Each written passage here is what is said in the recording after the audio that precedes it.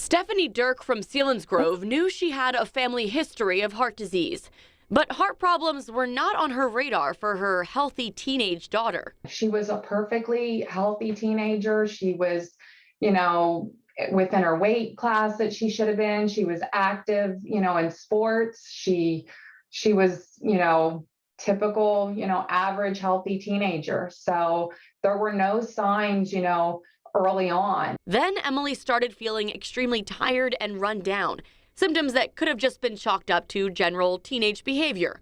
But because of that family history, Stephanie took her to the doctor. She was diagnosed with a congenital heart defect and needed open heart surgery. You have to advocate for not only yourself, but also for your family. You have to pay attention to those signs because you can't ignore them, or, it could be devastating.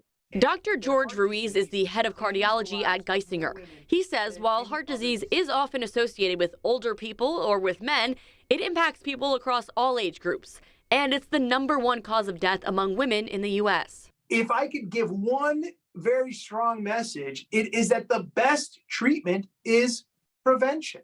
And prevention actually starts way before you're 50.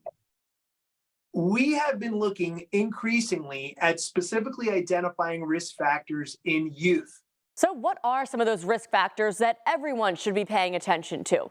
Well, some are in your control and others are not. Family history, of course, is out of your control, but it's still good to be aware of.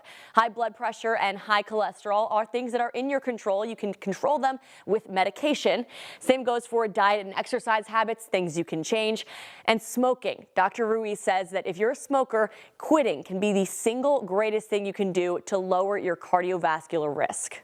In an effort to get people talking about this, the American Heart Association is encouraging people to wear the color red tomorrow. Elizabeth Worthington, Newswatch 16.